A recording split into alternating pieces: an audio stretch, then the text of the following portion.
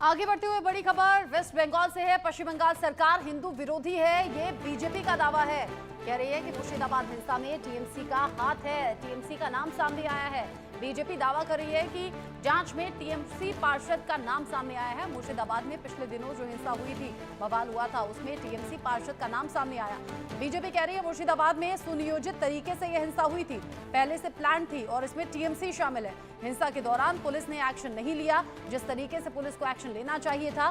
BJP ये भी कह रही है कि किसके इशारे पर पुलिस ने कोई कार्रवाई नहीं की, इसका भी जवाब दिया जाए। ममता सरकार हिंदू विरोधी बता दी बीजेपी ने। साथ ही ये कह दिया कि मुर्शिदाबाद में जो हिंसा हुई थी वो पहले से सुनियोजित थी, यानी कि पहले से प्लान करके थी और उसमें टीएमसी पार्षद का नाम सामने आया है। अब ये मालूम हो, ये पता लगाया जाए कि आखिर किसके कहने पर यह हिंसा भड़काई गई। पहला पॉइंट जो तृणमूल कांग्रेस ने यह प्रचार करने का, भ्रम पैदा करने का प्रयास किया था कि इसमें बाहर के लोग शामिल थे। उनके कुछ सांसदों ने दूसरे राज्यों के लोगों का नाम लिया था, विशेषकर उत्तर प्रदेश बिहार का नाम लिया था, जो सरासर अनुचित है। परंतु इस फाइंडिंग में बहुत साफ साफ तौर पर तृणमूल कांग्रेस के नेता और एमएलए का नाम भी सामने आया है और इसमें कहा गया है कि उनके 11 अप्रैल को, मैं इसको एज इट इज रीड करना चाहता हूं, all the attacks were carried out on the Friday 11th of April from 2 PM onwards under the instructions of local councillor Mehboob Alam and police and administration done nothing। तो ममता जी, ये तो आपकी party के बहुत महबूब नजर आ रहे हैं, आपकी पार्टी के बड़े प्रिय नजर आ रहे हैं। ये बात अब फाइंडिंग्स में बिल्कुल साफ हो गई। इस खबर को लेकर इंडिया न्यूज संवाददाता रैनिक दत्ता मेरे साथ में जुड़ गए हैं ज्यादा अपडेट के साथ। रैनिक, मुर्शिदाबाद के साथ अलग अलग जगह जो हिंसा भड़की थी उसको लेकर सवाल बहुत से उठे थे। अब बीजेपी दावा कर रही है कि नाम इसमें टीएमसी का सामने आ गया। क्या टीएमसी की तरफ से कोई रिएक्शन सामने आया क्या, या फिर ऐसी कोई जांच रिपोर्ट है क्या जो पुख्ता करती हो बीजेपी की इस बात को? हाँ, एकदम। देखिए, कोलकाता हाईकोर्ट के ऑर्डर के मुताबिक मुर्शिदाबाद का ये जो वायलेंस हुआ था, इस वायलेंस का इन्वेस्टिगेशन में एक फैक्ट फाइंडिंग एसआईटी तैयार किया गया था, जिस एसआईटी में एक ह्यूमन राइट्स कमीशन के एक ऑफिसर और उसके साथ साथ ही 2 फॉर्मर जस्टिस मौजूद थे उस एसआईटी में। उस एसआईटी का जो फाइंडिंग्स है, उस फाइंडिंग में बहुत सारे चीज का खुलासा हुआ है।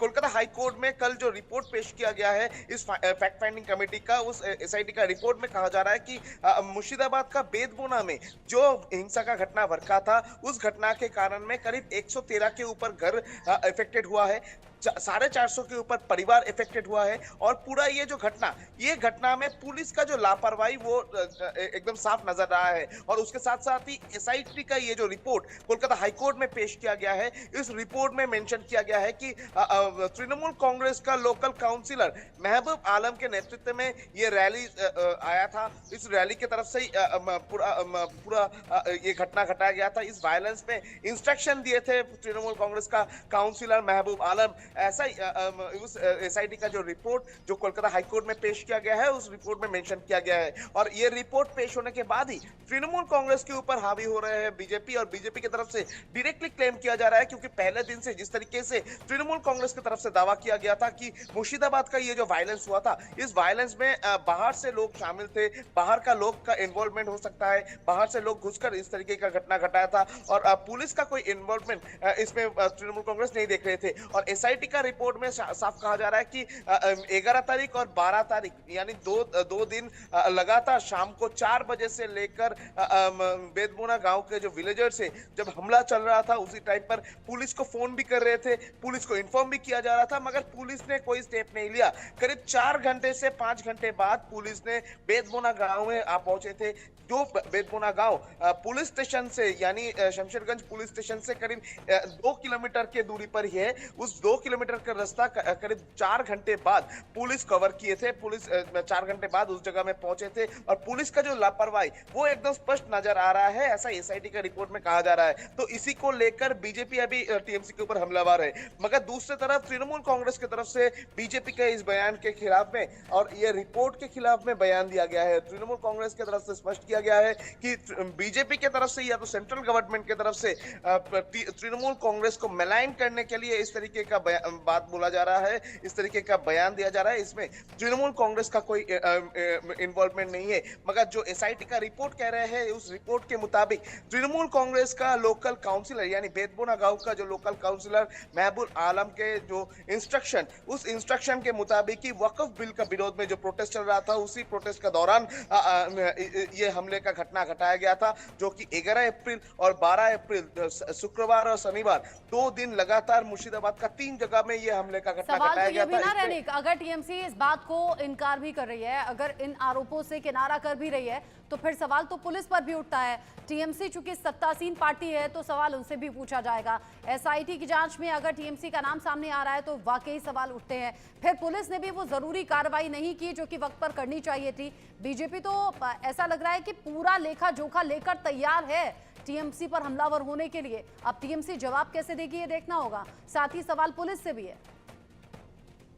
हाँ, एकदम देखिए, पुलिस से तो सवाल है ही, क्योंकि जो तस्वीर सामने आया था मुर्शिदाबाद में जब हम लोग विजिट किए थे, उस टाइम पर जो तस्वीर सामने आया था उसमें एकदम साफ नजर आ रहा था कि शमशेरगंज जो पुलिस स्टेशन है, उस पुलिस स्टेशन से करीब 100 मीटर का दूरी पर हिंसा का घटना घटाया गया था। 100 मीटर का दूरी पर जो दुकान है, जो घर है, उसको तोड़फोड़ मचाया गया था, उसके ऊपर हमले का घटना घटाया गया था। मगर उसके बावजूद भी पुलिस को 100 मीटर का दूरी कवर करने पर करीब 4 घंटे टाइम लगे थे, क्योंकि जो लोकल रेसिडेंट्स है जिनके घर के ऊपर हमला किया गया था, जो आई विटनेसेस है, उनके तरफ से कहा जा रहा है कि करीब 4 घंटे बाद रात को 8 बजे के आसपास पुलिस पर्सनल उधर पहुंचे थे, पुलिस का मॉब उधर पहुंचे थे। तब तक पूरा जो जगह, इस जगह को तोड़फोड़ किया गया था, घर में घुस के आग लगाया गया था, घर में तोड़फोड़ किया गया था। शॉपिंग मॉल, शॉपिंग मार्केट, जो मार्केट है, उस मार्केट को तोड़फोड़ किया गया था, आगजनी का घटना घटाया गया था। और जो घटना घटाया जा रहा था वो करीब पुलिस स्टेशन से 100 मीटर का दूरी से ही घटाया जा रहा था। और पुलिस को ये 100 मीटर का दूरी कवर करने पर करीब